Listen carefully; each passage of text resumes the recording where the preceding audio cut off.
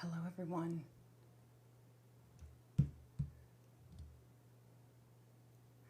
I'm on it just a few minutes early because I got it. Hey, Samantha. So, hey, everyone. Welcome. I'm testing out this new mic setup because I am unsure if you're going to be able to hear the fly buzzing in my room. I thought these were supposed to be great, but I am now unsure. So, and if anyone sees Aaron Shedlock, you know to holler at me because sometimes I can't see the chat.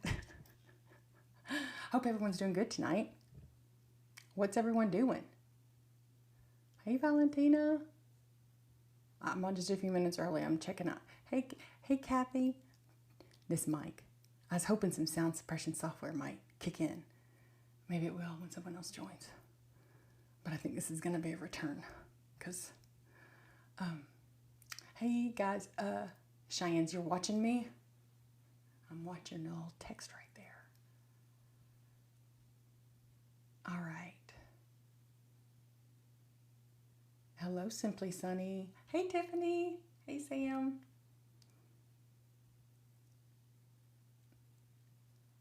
All right, we're right at 8 o'clock. We're doing all right. Hey, Tara, how are you doing? I didn't expect you to see you here. I know you're super busy all the time. Yay.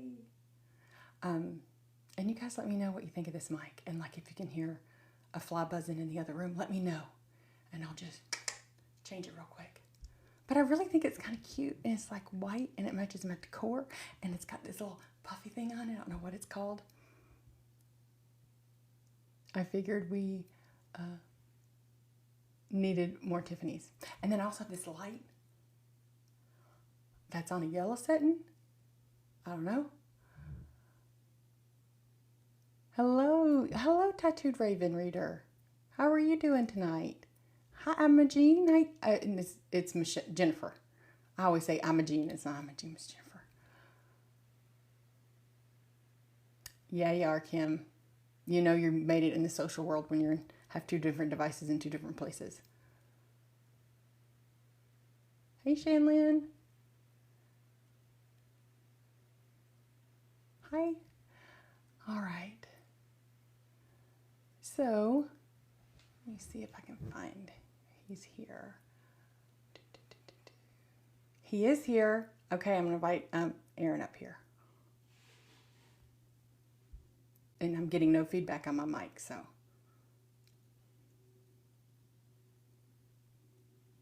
Hey, Aaron. Can you hear me? Yep, I can hear you. Perfect, I can hear you. I'm going to change the screen. There we go. How's it going? It's going good. How are you? Okay, doing good. I'm going to get on here. I'm going to figure out if I remember how to make the thingy two people. Okay. That's two. I'm kind of old.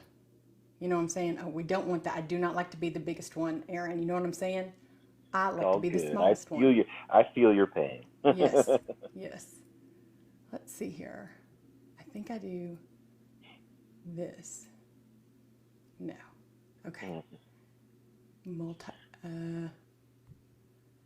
Switch to panel. Sure, I don't know what that means. Okay, we don't want that either.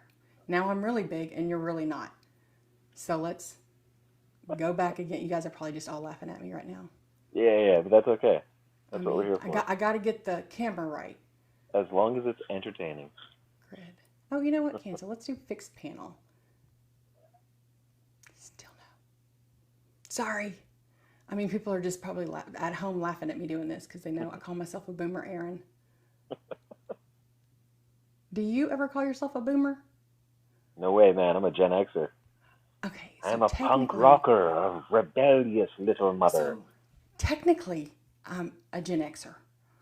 But when I got on this social world, I was so far behind, I called myself a boomer. That's okay. Yeah. Some of the Gen Xers just didn't really get into like cell phones and stuff. Well, I mean, for me, my first friend had a cell phone when they were 18 years old. That was the first person to get a cell phone. And then I sent my first email as a freshman in college. You know? Like my wife. Yeah. So it's just there's a an age. Even I would tell people that are like 3 or 4 years younger than me, you still had 4 years of technology thrown at you that I did not have at a very important time in our lives. So anyways. Okay, so are you in a good place? You got good internet? You ready? Oh yeah. Let's rock and roll. Okay, awesome. Okay, so I just want to first welcome everyone to the first PS with Precious. This is my first one-on-one interview I've done since starting live, so I'm very excited, and I'm very thankful that you were my first guest, Aaron, so thank you for saying yes. If you're a fan of rich storytelling, unforgettable characters, and a voice that can take you on a wild ride, you're in the right place. Because our guest is Aaron Shedlock, a passionate, award-winning voice actor with over 600 audiobooks to his name across romance, fantasy, sci-fi, and beyond. He's a storyteller, a nerdy delight, a lover of toys and games, and a total goofball in the best way. So grab your drink, and I've got some fruit roll-ups, because that's my favorite snack. And help me welcome Aaron. So welcome, Aaron. Thank you very much for having me. Do you have a drink? Do you have a favorite drink? I've got a LaCroix. I don't drink, so Okay. sparkling water for me. I don't drink either. I just have regular water. Yeah, I won't Yep. try it. Hey, even better. That's what I start my day with every day. Yeah. I do Starbucks and I do water. Yeah. Sometimes I do Yeah. Gatorade. I'm in We do a lot of Starbucks here. You do? What's your favorite drink of choice? Just a latte. Simple. What kind of latte? Grande latte. It's regular hot latte. No, any syrups? No. I love the taste of coffee. I love their black coffee too. Like if they make like Komodo Dragon or Guatemala Antigua, I'll get nice black coffee. I don't understand. I gotta have my. And I have sugar-free syrup, but I gotta have some type of syrup. Yeah, you like the flavors. I just love this. I love it. It's kind of like wine, for people that are into wine. I like coffee in the same way. Okay, so just straight black will be fine. I like cream in my coffee too. Okay. A little bit, as long as the cream doesn't flavor the coffee. Okay, but do you always like them hot? Yeah. So no cold ever? Not really. Yeah. I don't mind it, but it's never like a go-to. Yeah. I've been drinking the same drink for 15 years. Which one? What's yours? A venti iced skinny vanilla latte. 15 years. I didn't drink coffee till I was like 32. Oh, wow. I didn't drink any coffee. And then I worked at an art center that had a community theater. And God knows I need a coffee deal with those wonderful human beings. Actors, my type. Were you in community theater when you were younger? No. No. School I went to didn't have a theater program. Okay. So, all right. Well, let's start from the beginning, okay? Mm-hmm. When were you born? I'm just kidding. So my first question is, what did you want to be when you were young? What did you want to be when you grew up? I honestly, up until I was about 7 years old, all I ever wanted to be was my Uncle Tony. He was just a cool guy from New York, and he drove a Corvette, and he was going to med school, and he was a cool guy. I wanted to be just like him. Unfortunately, what I didn't know when I was that age was that he was also a heroin addict. And that was how he passed away. And but after that, I'm sorry, I didn't mean to bring it down. But No, it's okay. That was I wanted to be he was like kind of like a superhero to me. So I always wanted to be I thought about med school, but I grew up, we didn't have a lot, so and I wasn't really academic as I could have been. If I had really applied myself, yeah, but I got so distracted so easily, and I was so into books and movies and TV and comic books and stories and all that stuff that English was really like what I gravitated towards. So, but how did I get off that? Oh, heroes. Or what do you want to be when you grew up? But you I didn't really know what I wanted to be. I didn't really have any. No one was pushing me to make any decisions. And when it got time to kind of make a decision, when I graduated and I was trying to figure out what I was going to do, I knew I wanted to do something with computers. Everyone told me, you got to do something with computers. Computers are the future. And I was really into it. I love computers. My grandfather, he retired from the military, and he was a sales manager at Radio Shack. So he always had some kind of a computer kind of lying around. that I always mess with. So my passion back then was like computers, because it was also kind of like a rebellious kind of a thing that not a lot of people were into. Nerds were into it. Yeah. I was definitely a nerdy kid. But eventually it got around to like music. I figured out that I wanted to be a musician of some sort. Like okay, so your creative outlet was music when you were a kid. But I also well, not when I was a kid. My creative outlet when I was a kid was just, it was reading and writing. Okay. It was, I wrote like little goofy short stories. I still have a bunch of them too, because I didn't realize my mom collected all this stuff. I'm like, hoarded this stuff away inside of a box. I found the box later. I was like, whoa. Like a blast. Were they any good? Or were you like a... No, they were fun little stories. They were very simple. It was very simple storytelling. Nothing complex. Dialogue was all over the place, but it was written kind of, the tenses were kind of mixed. Sometimes it was a little first person, sometimes it was a little third person. But it was, the kids writing. But they were good stories. So you said you got and you wanted to get into music, but it was when did you get into music, and what was it an instrument? Was it singing? Yeah, it was a band. It was two different bands. It was 9 Inch Nails, three different bands: 9 Inch Nails, Depeche Mode, and The Cure. And I love Depeche. those were the bands that got me. Now, I listened to completely different types of music when I was younger. When I was a kid, my mom had a Creative Records, and that was and I love music, and I listened to that stuff. But it was like 70s stuff. So it was Black Sabbath, it was Supertramp, it was Ozzy Osbourne, it was Electric Light Orchestra, and I can picture all these album covers in my head, because there's only like 20 of them. And the Beatles and Michael Jackson, that kind of stuff. Yeah. So I love music. That was really the only music that I was exposed to, was that one stupid crate, and the music that was on the radio, which was always pop stuff. Or yeah, that's my music background. Like, we didn't have Spotify. I had Nashville 107.5 The River. That's all I had. So I'd listen to 98 Rock. Yeah. 98 Rock. Yeah. Okay, so you started getting into instruments. So when you graduated high school, did you go straight into college, or did you start working? I went straight into community college, was there for one semester, and was not having a good time. Wanted to get into a music store. I started working at a music store, just like a CD store, or like a tape, like a Turtles. Tapes. It was Camelot Music. Okay. Yeah. But, yeah, and Blockbuster Music too. I worked there too. Yep. So I got into a music store, and that was my first kind of exposure into retail, mall retail, and it was awesome for an 18-year-old. So how long did you do that for? I worked in retail all the way up until 18, 19,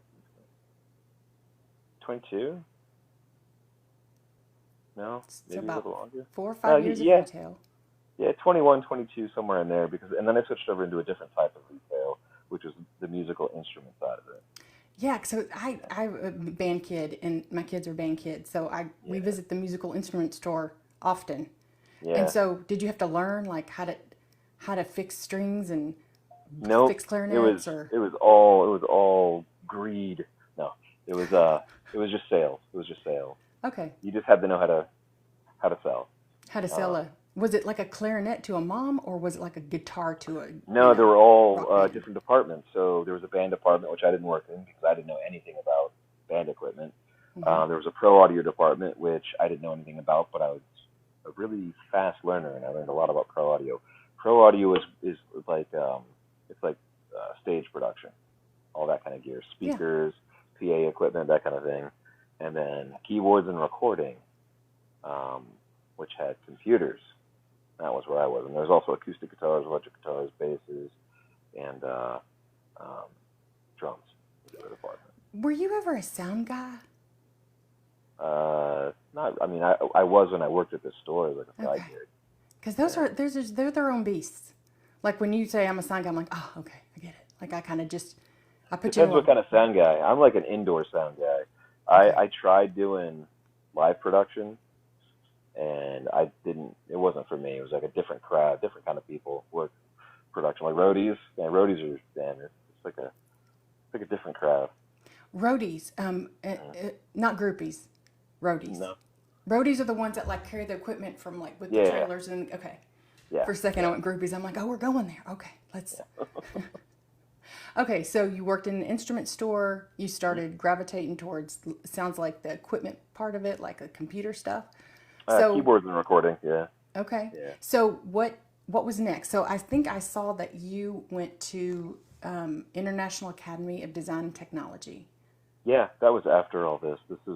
I was still kind of unsure. I was still growing up. It took me a while to really like adult up. I love the music store because I got to be around a lot of cool gear, and I was really good with everything. I learned so much on these companies, and I was selling a whole bunch, so I was making pretty decent money. And like these companies would fly me out to their corporate headquarters and teach me how to use their gear, so then I could sell more of it. And that was kind of how I got into working in studios, because I learned how to set everything up, from selling them to like studio owners would come in. They would want me to outfit their whole studio, so you'd sell them everything, and then you and a couple of the other guys from the store would get together, and we would all go in there and build up the studio. So studios for music, or studios to what you're doing, like voice studios acting? Or?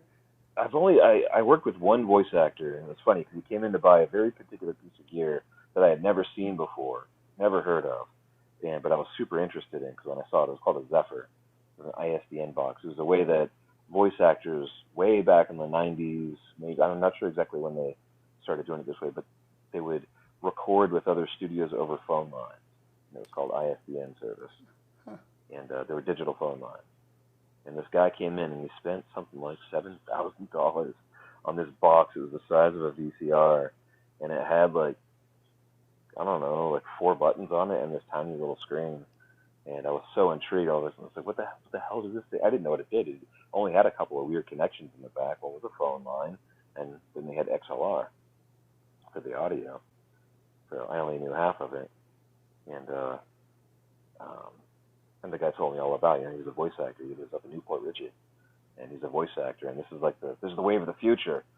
The guy had moved from LA. He used to be an LA radio guy, and then he became like an LA voice actor guy. I don't remember his name though. I was going to ask you if he's the person that made you think, maybe Mark. I could do His name this. was Mark. His name was Mark something. I can't remember. Mark Winston. That's his name. Mark Winston. Okay. Yeah. And so when you saw him, is that what kind of sparked your interest, or just put it in the back of your head? No, but it was interesting. I was like, I didn't know what a voice actor was. I didn't know. I mean, I knew what a radio guy was. I knew that part of it. But yeah, I thought they all worked at radio stations. I thought every voice person worked at radio stations. I didn't really understand voice acting, even through all the. Hey guys, Maxie. They just want your attention. I know. They don't like you talking on the phone. Wants to bark at somebody. Yeah, I got my pups here. We're lounging right now. I was going to do this from the booth, but I've been in the booth most of today. Yeah, no. I decided to get cozy for this. I got new lighting. I was like, I want this to look different. Just relax. So I think it's perfect. Yeah, this is awesome. Okay. So you were talking about the voice actor. You didn't even know what voice acting was, because back in, early days, we just had, I get it. I understand, because you just had radio. Like that for me, and then at TV, I would think voiceover might be like a commercial. Yeah. Yeah. Yes. I understood it, but not really, not quite yet. It hadn't really dawned on me exactly what this was. Even after watching, I was a Saturday morning kid. I watched all the cartoons. Mm-hmm. What was your favorite? My favorite cartoon was probably G.I. Joe, Thundercats, and He-Man. I love G.I. Joe and He-Man. Yeah. I was a tomboy, but I also loved Smurf and Smurfette. So I was like a tomboy with not tomboy. I watched Smurfs because it was on, and I thought it was just an interesting show. It was funny. But I also watched my second favorite was the Disney Afternoon during the day, like Monday through Friday, and that was Tailspin, DuckTales, Duckula, what else? Gargoyles I and never, Batman. I don't know what I was doing, That but was I really wasn't good. home for that. And guys, just to let you know in the chat, it wasn't on demand. Like you got home, and if you wanted to watch a show at 6:30, you had to be home at 6:30, or you missed it. Okay, not like Yeah. today's shows. Yeah, the Disney afternoon was after school, so it was like at 3:30. 3:30 to like 5:30. So 4 cartoons. Okay, so you started setting up studios. So, Yep. and then you went to. So when did the schooling come in? And did you go to school for something specific? Yeah, schooling came in right after that. I was setting up studios. I was getting into music production. I was learning a bunch. I was enjoying it. It was really, really hard to find a spot to work in because it was a very close knit community, and they didn't like new people coming in, especially somebody like me who was so eager and maybe a little overbearing, like a little overbearing. I was so into it, and I was a sponge. I really wanted to learn this stuff, and I think I was just a little too aggressive back then. But it didn't matter. Were you kind of like a, not a butthole, but like were you kind of like a jerk, or were you just like really eager? No, I think I was just eager. Oh, I was eager, and everybody was kind of low key, and I think people took eagerness and the kind of like my approach. I was just so into it. Um, Everybody gets a little cagey or gets a little like because there is no traditional path to doing this stuff. Everyone kind of comes at it in a weird way, so everyone gets a little defensive. They get easily a yeah, little bit of insecure. yeah. Or, They didn't want you to think come you're gonna take their territory. yeah, and that's not at all what I was into. But I found a cool some guys that I sold a Pro Tools system to. There was a hip hop group. They were over in St. Pete. They had a studio space. They wanted me to teach them how to record. So I did that. Helped them set their studio space up. Went over there every I don't know, like every few months, couple months. Anytime that I needed cash, I would go over there and I would clean up I would take apart their computer, clean the computer out because they used to smoke ganja and stuff all in the studio, smoke cigarettes in the studio, so everything was kind of very ashy, very dirty. So you go through and just clean everything out, clean up all their hard drives because it was back then where the equipment was so expensive, but the computers were so big and the equipment was so huge that dust would just kind of accumulate inside of everything. So you had to go through and make sure everything was all cleaned out. But there were these big giant hard drives that were the size of I don't know, like half the size of a VCR, big glyph drives. They would have a stack of those things, and it'd be like an ashtray sitting on top of it. When Guys, you what are you say clean doing, man? out the computer, I was thinking, is it called defragging? When you, I would do that kind of stuff too. Yeah, yeah, I would go through all their sessions and clean all their sessions up, organize everything, and do all that. Make sure everything was backed up, make sure everything was saved. Because it was all their music. So if they lost a drive, that meant losing precious art. yeah. So, but the police raided that studio and accidentally burned it down. And it was at that moment where I was like, I don't think I want to, because I had been in the studio just a couple days on Friday after work that night doing a clean out. I just went up there. I think I transferred some files or something. I can't really remember exactly what I was doing. But I cleaned up their other system just a couple days before. It happened like late Sunday morning, like at 3:00 in the morning. The police raided the place, but they threw in one of those incendiary things and it caught all the acoustic foam on fire. So the place you were going to that pays your bills, Yeah. The police raided it, Yeah. and then it caught on fire. Yeah. And you All took those that as a guys, sign. I took that as a sign. Well, those Yeah. guys were drug It's a big dealers. They were sign. super sweet guys. They were drug dealers.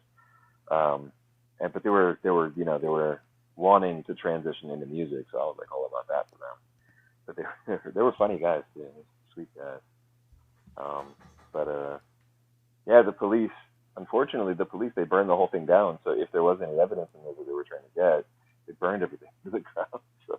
So the police or the city ended up having to buy them a new studio. Kind of a funny story. So the city bought the studio because they caught it on fire? Yeah, they got sued. Yeah. They got sued by the people that Well, they burnt up all their. turned Well, around. they did. I'm not sure exactly what the story was because I didn't. They, Like this is on Dateline. well, it was a St. Petersburg story, and it was big for like a split second, but then once it all kind of faded off like very very quickly, which I was surprised about now. Thinking back as an adult now, and that was actually an interesting story. You think? They can go I'm further. like, Yeah. I expect to see that like on Dateline. Like, you know, If they it do was, those if it had 1980s happened, Dateline episodes. if it had happened in the past, I don't know, 20 years, yeah, maybe. But the internet really wasn't Yeah. wasn't much back then either. Like there was no social media at that point. So Okay, so communication was side via a story newspaper. about things catching on fire. I work with different people in Tennessee, and there's some rural area people. And You are they're from like, Tennessee. I huh? caught that accent. Yeah, So are you from Tennessee? I am. I'm born and raised in Nashville. Born and raised So that's in why I've got a Nashville. country accent, but yet not all country. Yeah. Right? Yeah. I'm not Yeah, that my country. family lives in McMinnville. Oh, yeah, that's right down the road from me. Yeah. Yep. So they were saying that, like, well, I can't go visit him, or he didn't come into the office because his house burnt down. I was like, oh, no. They're like, oh, no, it's fine. He did it for insurance. I said, what? And that apparently in rural areas, like, they're like, when they cleared the house out and all the family wasn't there during the fire, they did it themselves. Right. It's like a thing. I was like, and then other people from the rural areas were like, yeah, it happens. I was like, I can't. So you get in your house. Yeah. I mean, it just was common knowledge. I didn't have any knowledge. It wasn't common to me. So it kind of made me giggle. Okay, so your place of employment caught on fire by the police. It was a side hustle. It was something I did after work. It was like an after hours thing, and I did that for a couple of different studios that I sold gear to, and it was usually like little small stuff. Like there's a wealthy guy up in Palm Harbor. I sold him a studio, and he made like techno in his room. It's kind of a fun guy. I can't remember his name either. But after that, I decided I wanted to change, and music definitely wasn't the thing. But what I had heard about was in 2003, they shot a movie called The Punisher here in Tampa, and I got to go behind the scenes because I had quit the music store. I was going to school for digital production. That was the actual degree program that I was going for. It was that was a BS degree. I think it was a BS degree, Bachelor's of Science. No, AS degree. I can't remember what it was. I didn't go all the way through the program. I stopped right before the final project. I bounced out because it was so expensive to go to that school, and I didn't really need it at that point. I was already working. I was already a PA for MTV. I was working on some shows. Hold on. I didn't see that in any. You worked at MTV? I worked on MTV shows as a PA. It was like some of my very first gigs in production work. No. Okay. Which shows? It was High School Moms and High School Stories were the two shows. Those were the only ones that were shot in that time period in this area. Okay, so just full disclosure, I was a dork, and I only watched TV when I was younger, and then I skipped my whole high school years, so I don't even know those two shows. But that's pretty cool. Yeah, it was an interesting. It definitely taught me that that's not what I wanted to do with my time. Be a PA? I can't imagine. Being a PA, I was a really good PA too, man. I could have been a professional PA, but I was responsible, and I could do attention to detail. I mean, some of the PAs that get like hired on sets, it's like some of them are like, man, what's going on with you? This is the easiest job ever. All you have to do is literally do exactly what people tell you. Yeah, and you get told what to do. Easiest job ever. Think about it. Yeah. Yeah. Well, do you need coffee? Okay, go get your coffee. It's done. Okay. What was I saying? I did that. I was going to school. I started working at a movie theater, and because the movie theater allowed me to work up, I was a projectionist. I worked upstairs in 35 millimeter and IMAX. That allowed me to study while I was in school, and it allowed me to do like side hustle work with like graphic design, just like real simple like Photoshop type stuff. Yeah. And I was a mass comm major, and I got Photoshop. Yep. Yeah. Back in the day with clip art. Yeah. Yep. Clip art. Remember clip art? Yeah. Okay, so you were doing when did you make the leap from I'm going to be this digital person to I got a Uh, good voice? it took me, let's see what happened. It took a few years. And I was working at a studio in, I think, 2006. It was the first studio that I worked at where we did post-production. We worked on commercial work, we worked on videos, we worked on film projects.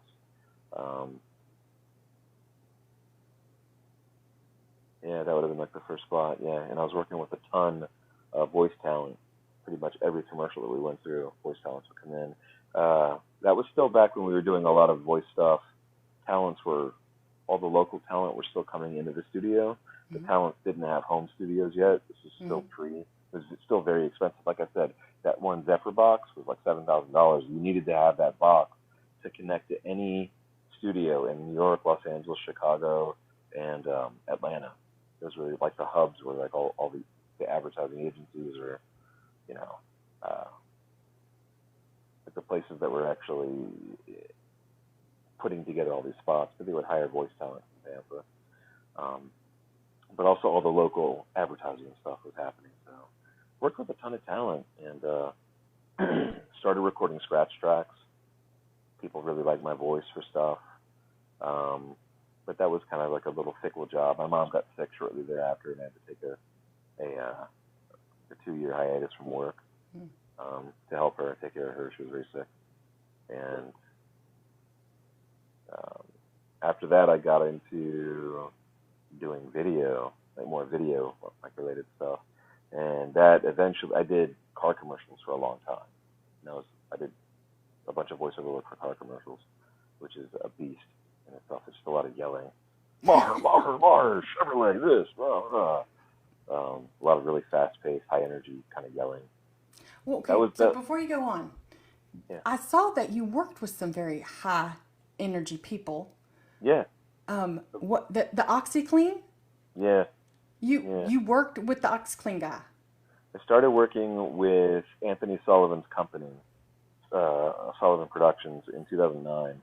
I was freelance. I did video editing for them, and a buddy of mine, John, my friend John, he did all the audio for them, and he was like my buddy there because I was also an audio guy that went to video. Yeah. So I had a lot in common with John, and so we always used to chit chat and stuff about that. Was he he's intense on screen. Was he in like? Oh no, he was super quiet. He was super sweet. No way. He was a low-key guy. Yeah. Okay. He was very mellow. Yeah. That was. It was kind of a persona, but it was a. You know, he's. What do they call them? Buskers? Is that what they call them? The people that hop up on a. Like they go to the fairs and they sling wares. Yeah. Kind of like a barker, kind of like that kind of stuff. Yeah. That's what they are. They're pitchmen, or pitch people, pitch men, pitch women. I mean, my mama bought some OxyClean because he told her to. Well, yeah, because OxyClean is honestly pretty awesome. I still use it. It actually is. It really does work. Yeah. I worked on so many shows for OxyClean. But yeah, I started working with Anthony Sullivan and his company in 2009. I was freelance for about 4 years. Worked with Billy Mays. Billy Mays passed away. Sully took over doing all the American and the British OxyClean stuff. He took over for Billy, which he still does, like to this day. And I worked with Sully until 2017. But that was what really got me into doing voiceover, a lot more voiceover. Like I took a break from doing the car stuff was like intense. Yeah. So then I started working on the infomercial stuff. Well, I started doing scratch reads for the infomercial stuff, and the clients loved it. Okay, now scratch reads? Scratch reads is where you just the video. Okay, I can't hear you. I think you muted yourself. What's that? There, you got it. I think you muted, but you didn't. You're good. I hear you now. No, I don't hear you. Okay, is it me? I still can't hear you. So I'm going to ask my peeps to let me know. Can you guys hear Aaron? Someone says, where's the Verizon guy? Can't hear him. So it's not just me. So at one point you had a little mute microphone on, but then you don't, and I still can't hear you. Oh. Technical difficulties. Do, do, do, do. That's Jeopardy. That's when you ask a question. What's hold music? I'm sure he's going to go out and come back in. And then I'll find him. No, it says he's still on. Okay. So this is all interesting. Do you guys know who I'm talking about? The OxyClean. He's like, you've got to clean your clothes. And he's so intense. And you just are like, okay, I need to clean my clothes. Let me buy it from you. Anyways. He's probably getting new earbuds. You're right. Letty says, Precious, you're fabulous. I'll take it. Thank you. He says, wait one moment. And then it says his little microphone on it. It says, you're mute again. So I think, thanks, Catherine. You want me to do it's the OxyClean? Is that what it is? Like now you want to go buy OxyClean? Like I got the wrong career. I should have been selling OxyClean, right?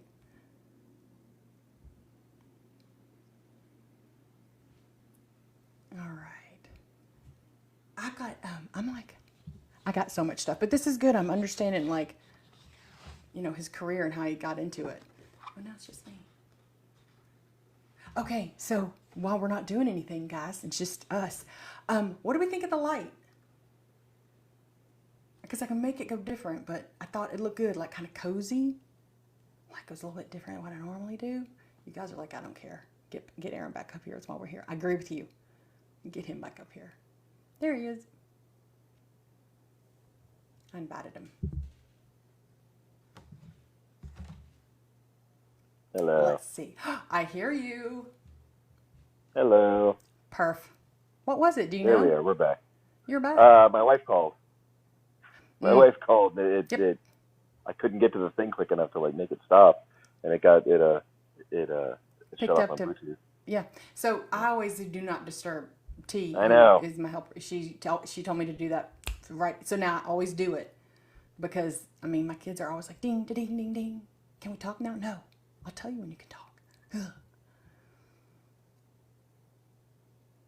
Do the Borat.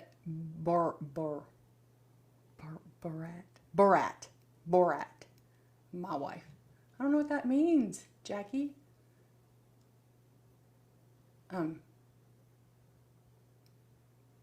Aaron's paused. He's probably putting on Do Not Disturb. That's probably what he's doing. And it does lock your screen for a minute when you do that. I've learned when I do that, I smile. And then I do it because then it'll stop on this. And then I'll come back. I'm vain. I don't know what to say. Hey, Jen's Books and Stuff. How you doing? Jen's Books and Stuff. We've got a cool giveaway we're going to do next week. Okay, sorry. Okay, you're back. You're good. Wife's good. Good. Do Not Disturb. Now nobody can call me. You got to remember to turn it back on. Yeah, you do. Because what if she needs you? You know what I'm saying? No, she's working late tonight. Oh, okay. All right. Well, this is perfect night then. We call. I forgot to tell her that I was doing this. I think I told her. I just didn't put it on the calendar. Okay. All right. So we're at 2017, which I think that's when you started your. Yeah, 2015 came around, and I was paying a lot of attention to streaming services and cable cutting and this trend that people were talking about. And I had a sneaking suspicion that the infomercial industry was going to tank. And I was going to be out of a job. And I was making really decent money. It was awesome, but it felt like the prize pony was like it was time to retire the prize pony. That industry was just like I just got a really bad feeling, and that was in 2014. Yeah. And I started looking for something else, and I was like, I got to do something else. I was doing voiceover on the side, and but it was it was so hit or miss.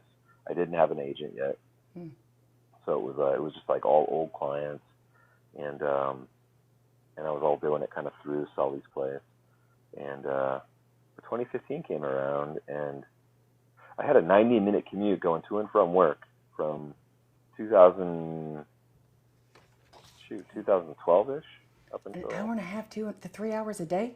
Yeah, depending on traffic. Yeah, that was me when I used to work. So I was crushing, obviously, a lot of audiobooks because music was just making me like, because it's the kind of music I love. So you didn't want to be ragey. I didn't want to be ragey. Got it. So I got back into listening to audiobooks. I used to listen to audiobooks when I was a kid. They were great. You could go to the library and you could rent them, and you would have really interesting people tell you a cool story. So I listened to a bunch of audiobooks, and 2015 came around, and I had reached out to this audiobook narrator that I really loved his work, and he mentioned something about ACX. So I found ACX. ACX is a website that connects indie authors with, I guess, freelance voice actors. And I started there. I built a studio inside my house in a closet, which I had already done before. That was pretty easy. I still had equipment left over from a studio that I used to own. And I put it all together, put a Pro Tools system together, got it set up in the house, and started audiobooks. Recorded my first audiobook was like a 45-minute little sci-fi short story. Okay, so I have a question. Yeah. The person that you talk to, that you listen to, and talk to you about it, are they still in the business? Oh yeah. I'm pretty sure he is. Yeah. Okay. Yeah, he's an actor. Yeah. He's out in L.A. or I think he's local-ish to L.A. at this point. His name is McLeod Andrews. Okay. He's a narrator. He's done a bunch of books from like authors that I'm just completely in love with. That was how I found him. What kind of books do you like? I like urban fantasy. I love Stephen King. I love Cormac McCarthy. I love a lot of classics. I love Frankenstein and Alice in Wonderland are my two absolute favorite stories in the world.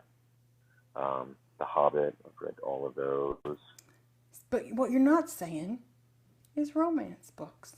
I read romance because that's what I get paid to do. Okay. And I absolutely love working on romance. It's my favorite. Out of all the genres to work in, it's my absolute favorite to work in because it's so comfortable and I relate so closely to the characters in these stories because they're all real people. I didn't even know romance existed until I got into romance, and the second audition that I ever did was a romance book, and that was when I realized, I was like, wait a second, these books are here too?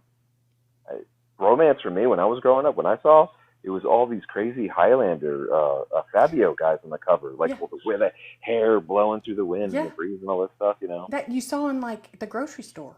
Yeah. Fabio so on that cover. Yeah. I didn't even know about cart. Yeah.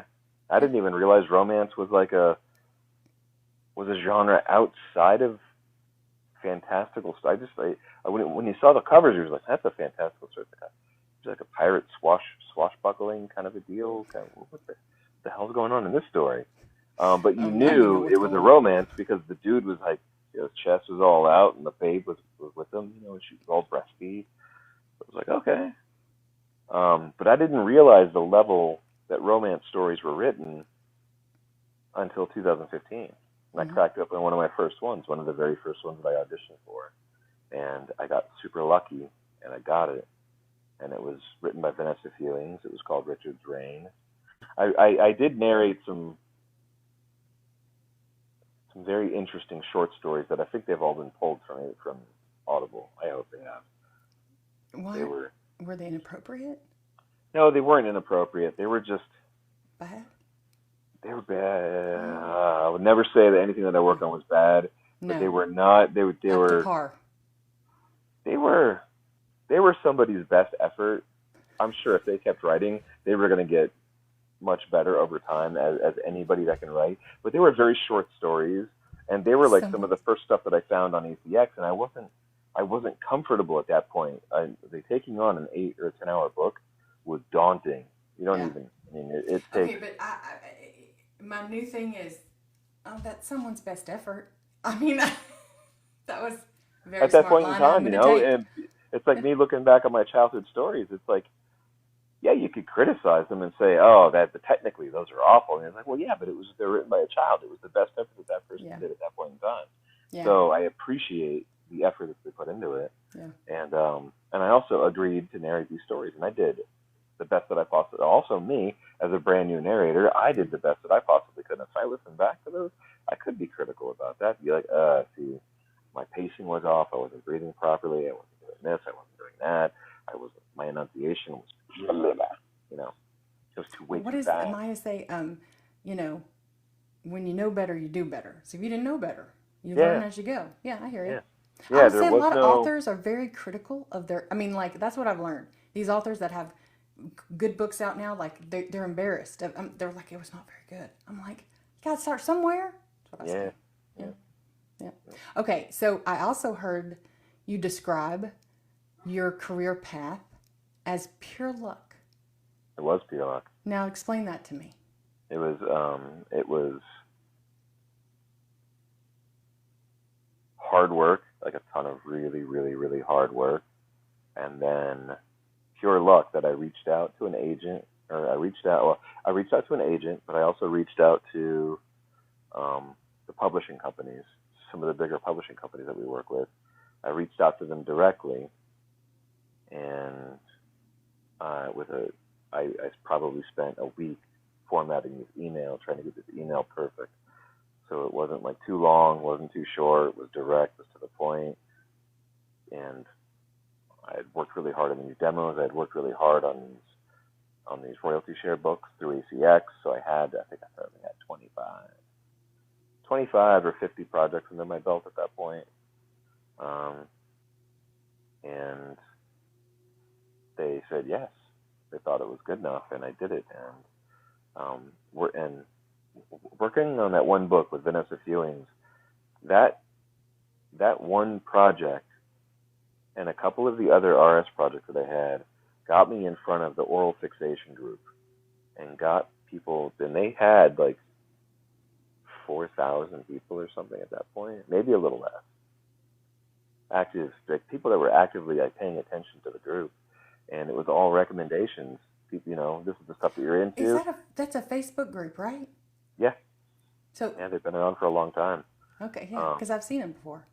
Yeah. So I went in, and somebody had mentioned to me, he was like, "Hey, your name keeps coming up in this Facebook group that we're in." And I was like, "Oh, what group is that?" The oral fixation. I was like, "What the hell is an oral fixation?"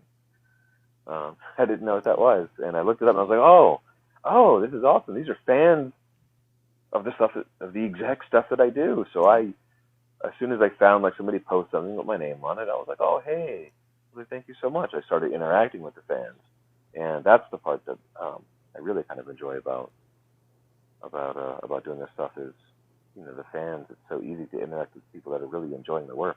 Yeah. In a positive way. So it's cool. You get it's a fun experience. Yeah. So but pure luck, because yeah, when you audition for stuff, there are so many things that are going against you in that audition.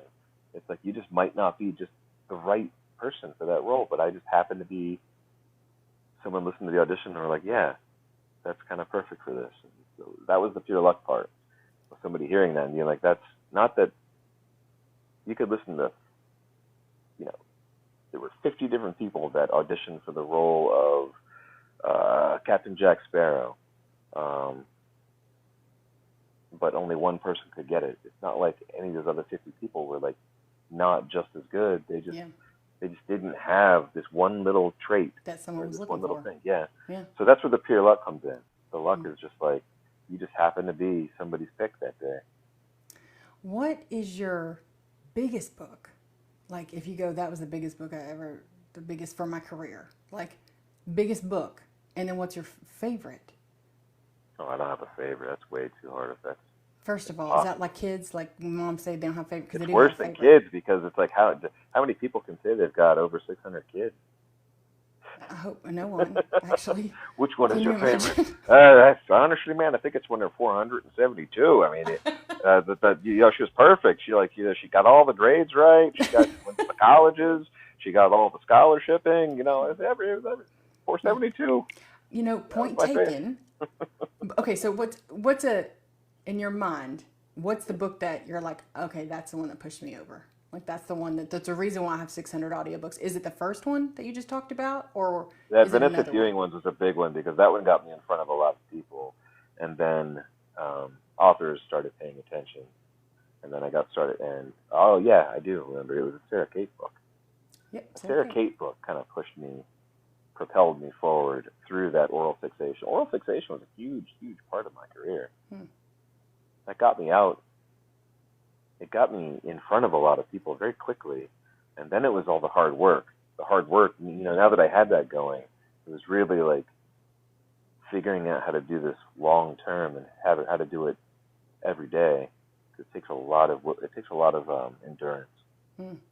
So, is your wife with you on this journey? No, I mean she's on her own journey, and we're like, we're together.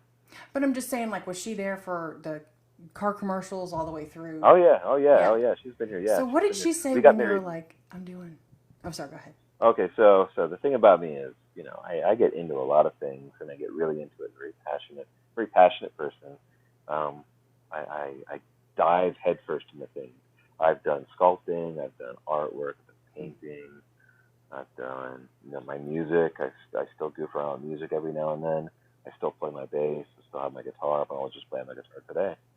For like 30 minutes today, I pulled that down and just started kind of playing around.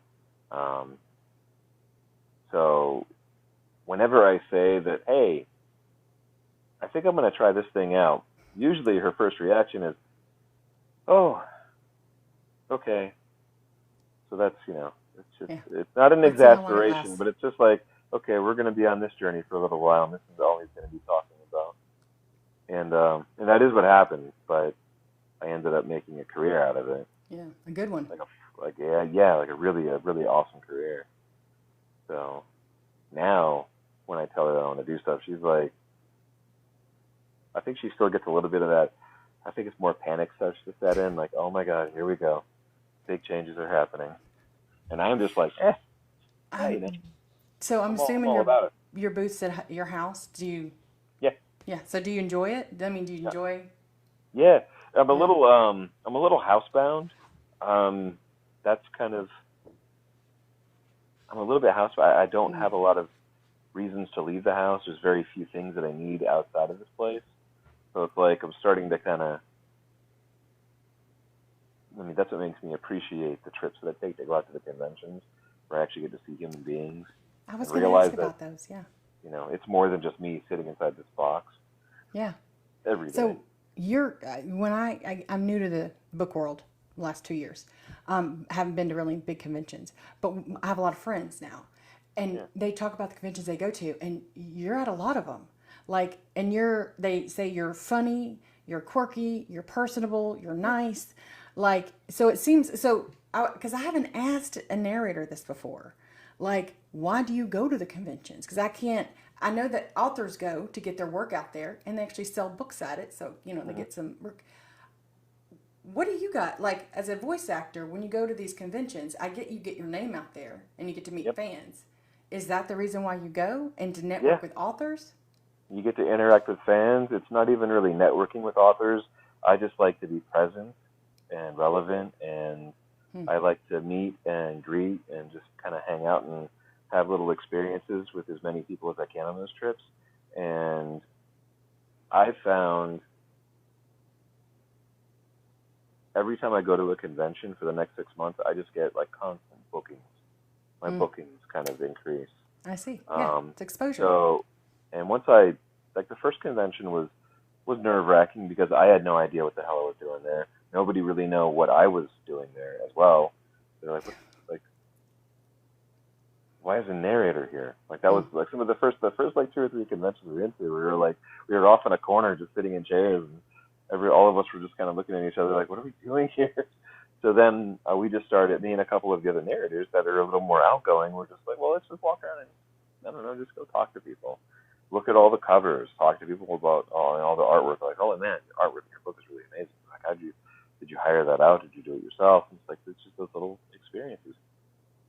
And then you meet more people, and then people talk about you, and then all of a sudden, more people are talking about you, and then more people are paying attention to you. And then all of a sudden, people are like, you get an email like, hey, I've got this author that was asking about you. Are you available for the series? Mm-hmm. That's just how that works. Yeah. We don't get paid to go to these events. Like the whole thing comes out of our pocket for the most part. There is one event that I've been to, and they covered the room, the hotel room for us, which was amazing, and they covered all the fees. So that was really awesome. Yeah. But everything else is all out of pocket. So at these conventions, is there one fan interaction that sticks out to you, like as crazy or sweet or? Yeah. Yeah. There was one. Okay, so Sarah Kate. So I've worked on a few of Sarah Kate's books, and she's an amazing author. She's really, really good. She's very popular, and I have a hair somewhere on my face. Oh my God, get off her head. So I've met her. I think I met her like 3 times, and I am so bad putting names to faces. Yeah. I am just so bad about it that I bumped into her, and I was like, the first time we met, we're like, hey, we had a great little conversation. We met again. I was like, do I know you? I'm Aaron. And I'm always so eager to just get that out of the way, because it's like I don't want anyone to feel awkward. I don't want to, I want everyone to feel included in the conversation. If they have social anxiety, I want to just get that right out of the way. Like, it's nothing you have to worry about. I'll take care of all of this, and I'll just be the chatty one, if you want. So I'm usually pretty quick to introduce myself to people just to get it out of the way, because that honestly, like,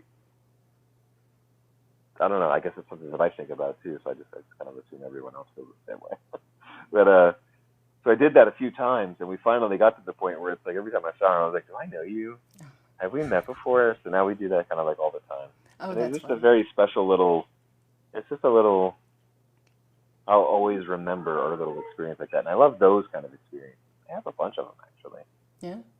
And I feel bad because I don't always remember everybody's name.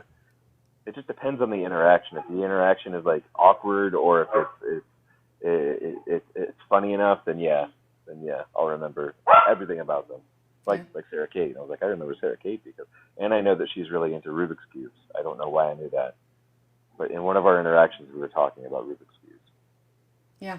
I'm sort of the same way. Once at my work, hey guys, I was dealing with like 40 people, and I introduced myself to someone. I turned around 3 different times within a 20-minute period and kept introducing myself to the same person. And everyone around me knew, but I was so like in my, I was like, my bad. I'm sorry. And so now I remember her every time. Okay, so we are coming up on the hour mark. Do you have a few more minutes to go over? Sure. Okay, yeah. Great. Okay. I'm just looking at, one thing you'll know is I love questions. I always have questions. I read through them all. Yeah, Good stuff. I always have too You many. should be a reporter. You should do this professionally. Well, okay, if you insist. I'm just kidding. I don't know what professionally looks like. Okay, so I'm just looking. You've already said your favorite genre to narrate is romance. Yep. Do you have a dream book that you would like to narrate? Stephen King. Really? It's Stephen King. If Cormac McCarthy was still here, I would say Cormac McCarthy. But I can say that the guy that really influenced me heavily enough to give this work a try, McLeod Andrews, he got to narrate one of Cormac McCarthy's last books. So That's neat. I listened to that book, and I was so happy that he got to do it, even though I'm kind of bummed because Cormac McCarthy passed away that I'll never be able to narrate one of his books. Aaron, I don't know who this is. Just to let you know, I'm not book smart. He's like a. Have you seen The Road with Viggo Mortensen? Is it Mortensen? Yes. Mortensen? Yeah. He wrote that book. Okay. Thank you. Yeah. See, you know me. You just equate it to a movie and then an actor, and I got you. Yeah. Exactly. Okay. Cool. He's also written a whole bunch of his books have become movies, from the 70s all the way up into the 80s and 90s. But he's just a classic American storyteller, like that. What do you call it? That genius level author, kind of like a Hemingway. He's like our current current Hemingway, without all the bravado. And the issues. Have you ever reached out to Stephen King? Tell him you're interested? No, I don't even know how I do that. I don't even think he picks his narrators, but I mean, like one of my favorite narrators in the world narrates a whole bunch of his books, and it's the act. Oh my God, I'm gonna forget his name right now. See his face, but I can't picture his name. Will Patton. Uh, he's such a great narrator. He narrates a bunch of Stephen King. I would actually, I've ever listened to as much as I would want to work on one of Stephen King's books, and that means that's a Stephen King book that I wouldn't get to listen to because I wouldn't listen to my own work. Yeah. But I get to. You've never listened to your own work? No, I mean I have, but I don't. It's not something that I listen to. Yeah, no. Yeah. Do you ever listen, like when you do a multicast or a duet or something, do you ever listen to the finished product just to see what you sound like together or anything? No, because the audio engineer in me would start getting picky about things or start hearing things and be like, oh, should have done that better. Oh, I could have done that. Oh, I could have, would have, should have. Okay. But what I always try to tell myself is that was the best that I possibly could have done at that point in time. All right. Narration style. Solo, dual, duet. I love solo because, really? Well, yeah, the control freak in me gets to control everything, and I get to set the stage, and I get to do everything. But I really love collaboration, so I like the dual aspect of it. And there's no way. I've done one book where I did both. Oh, my buddy Jake is watching this. He just thanks, Jake. I appreciate you, buddy. I love you. Hey, Jake. What was I saying? You were saying dual. Oh yeah. For dual, I get to work with people. I did one book where I did the male POV and the female POV, and it was because it was a royalty share project, and there was no way to split royalties between two narrators, so I had to. And it was before I even entertained the idea of just hiring another narrator to do the female portion, and then I'll do the royalty share for the whole book, which is how I did a lot of other projects. And it was awkward. Even though the book, I think the story was good, it's got excellent reviews. It wasn't even like a negative review, but some of the more middle of the road reviews were like, maybe it should have had a female narrator. And I was like, and I agreed too. I was like, but that was the best I could have done with that. But it was also the first and the last time. Because after I did the book, I was like, that really should have been done by a female. I don't think I did that justice. I think I did an okay job for what I was hired to do. But it was like, I think a female should have done that. So I've noticed, duet's very popular, the duet style. Yeah. And so when people come out with solo or dual books, like some of my friends just don't even pay attention to them. And I'm like, I've listened to dual, like I thought that's how I was. And then I listened to dual. I'm like, I loved it. I loved that someone got control of a whole chapter and was able to, So. It's more of like a storytelling style. Duet is more of a multicast, more of like a stage play kind of a situation. Even though we're still telling stories, one person at least in every chapter gets to be more of a narrator or storyteller because it's in that main POV, and then all the dialogue gets kind of cast out. I do love duet. I worked in duet and multicast is just fun. I like the format. Really, because I would just imagine that like you don't even see the arc because you're just choppy, No, the budgets. It depends on the level of duet and multicast. The more money you throw at it, the better the production can be. Sure. I don't even want to know. I can't even imagine how much Audible spent on the Sandman series. That was done. I mean, they had the cast alone. I don't know that one either. That one's really good. If you like, I mean, it's Neil Gaiman. He's having some issues, unfortunately, which is feels like all the good creators that you fall in love with. All of a sudden, it's like you find out that they're horrible people. Oh no. But it's a brilliant. I've been a fan of the Sandman series since the early '90s. I think is when they came out, maybe the late '80s. It was a graphic novel series, comic book. That's not the. It's on Netflix now. Yeah, the second season. Is it the Nightmare? Like what's it called? What is it? Like Scary Movie? No. Okay. No, it's not scary. Because wasn't there Sandman like in the '90s? It scared the crap out of me. Oh yeah, that might be a horror film. Okay, horror. Yeah. This is the Sandman, and it's based on a character called the Dream, and him and his brothers and sisters, they rule different realms.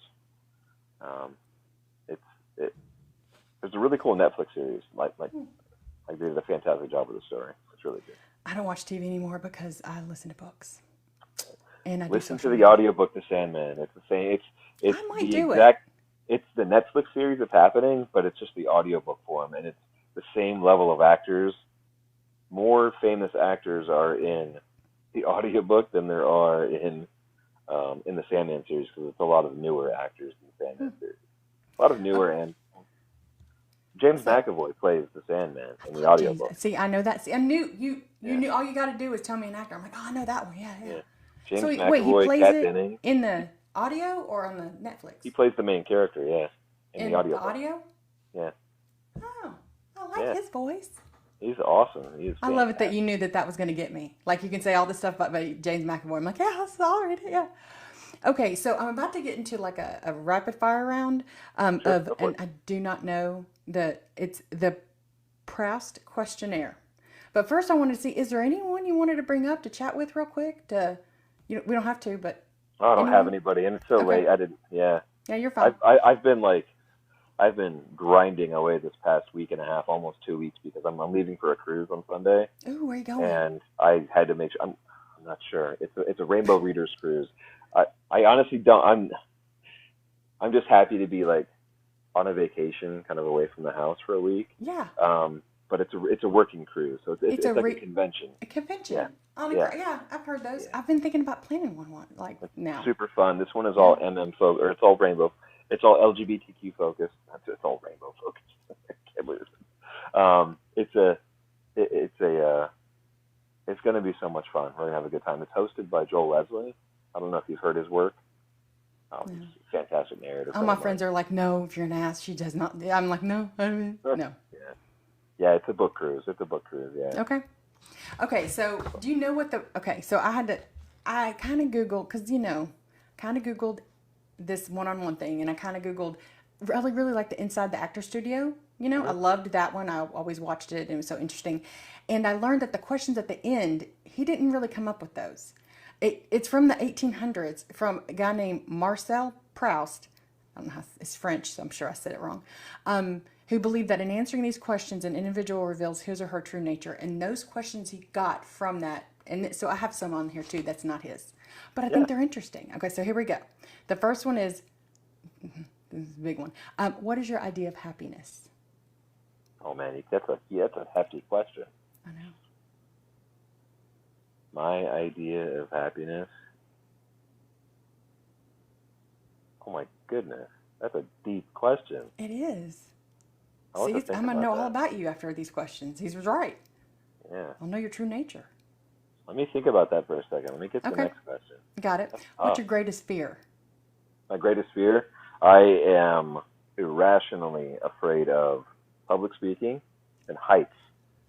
Okay, heights I understand, because me too, but you speak for a living. Yeah, I know.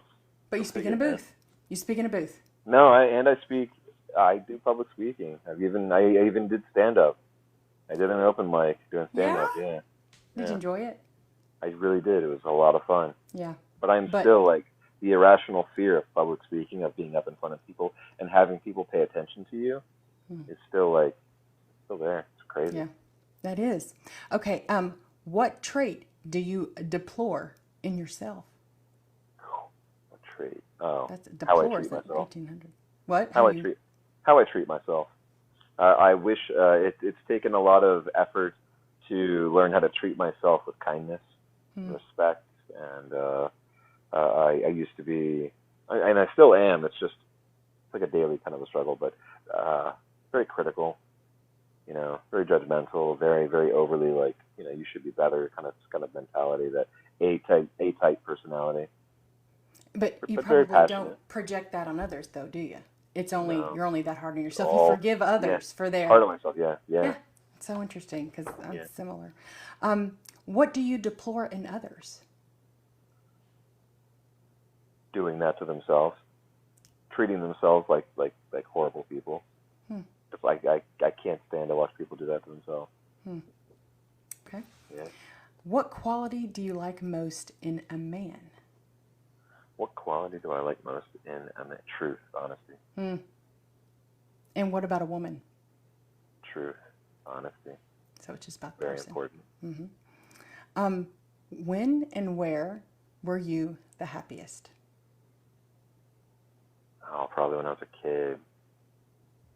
When I first read The Running Man by Stephen King, I specifically remember finding that book. It was at a book fair. I don't even know why this book was in the book fair, because it was not. I guess it was like a upper teen book fair, I guess. But I was pretty young when I got it, and it was that was what introduced me to Stephen King. Kind of in a, I just really love that story for some reason.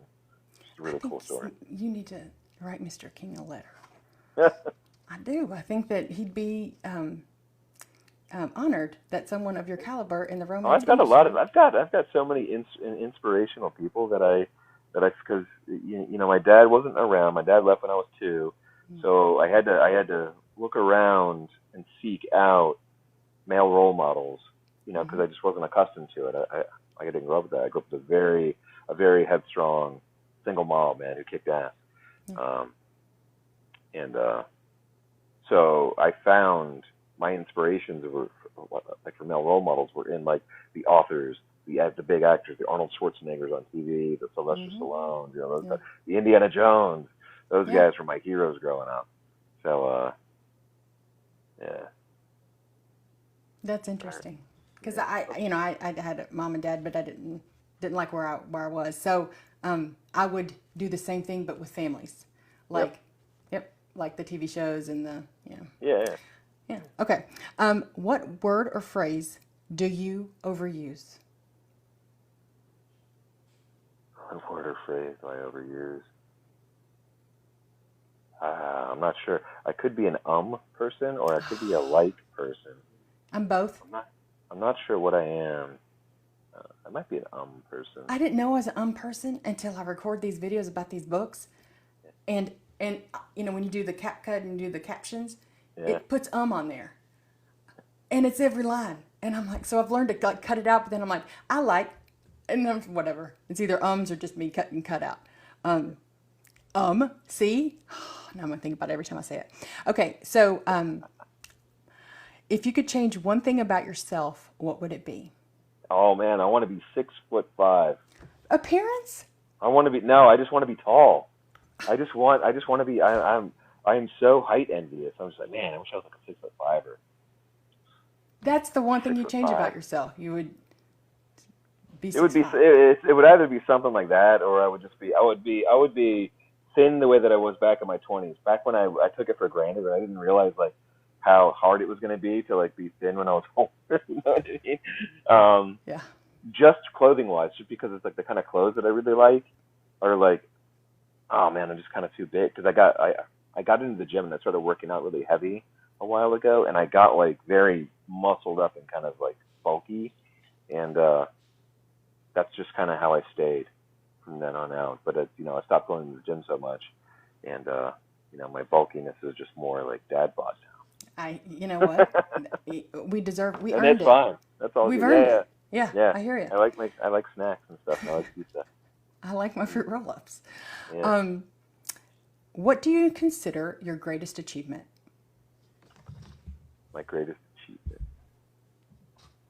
Honestly, man, my greatest achievement is,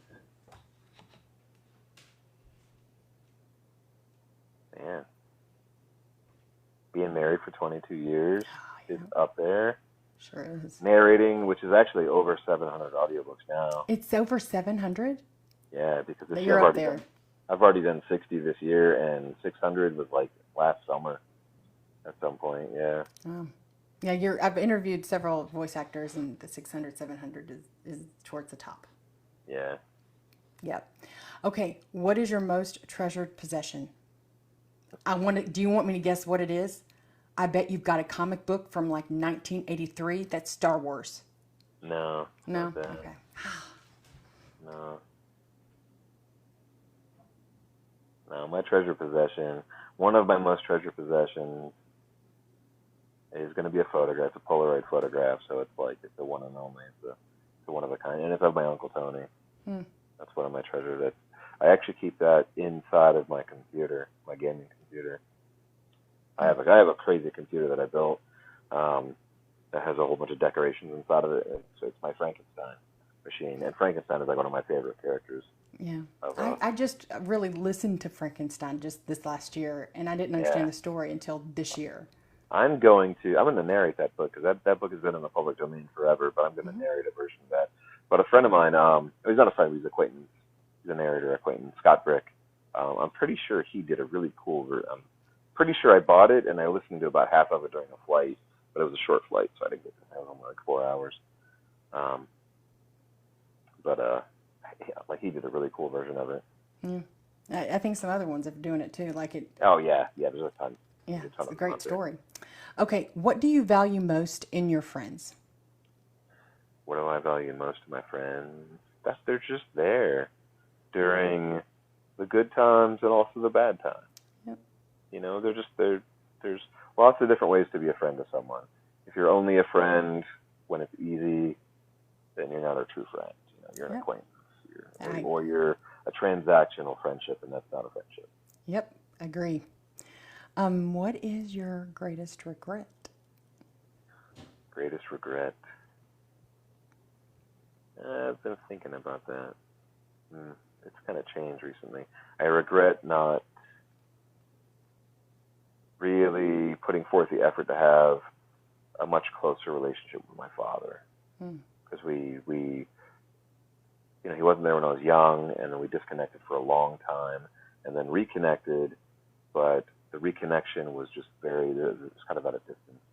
It was at a bit of a distance, and I didn't really know how to close that distance, and unfortunately he passed away recently, and I wasn't able to. So that's the regret before that would have probably, I don't really have any regrets. That's a great way to live. And the thing about your dad, I mean, you'll learn with your kids what like you'll learn from that. And so there'll be another situation where, that's what I always say. Yeah. Yeah. Okay. Last question for now. What is your motto? What's my motto? What's your motto? Oh, man.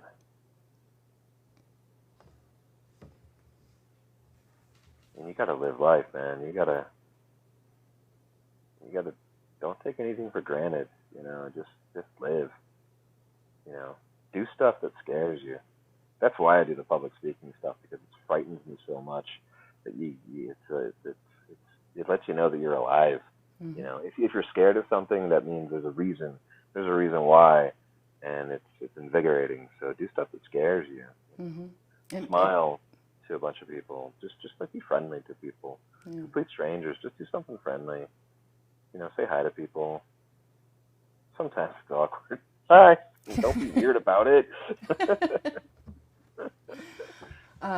No, that's a great life outlook. I agree with that. And it's okay to be afraid of stuff too, man. I am afraid of I am so afraid of heights. Yet I've done some crazy stuff when I was a kid.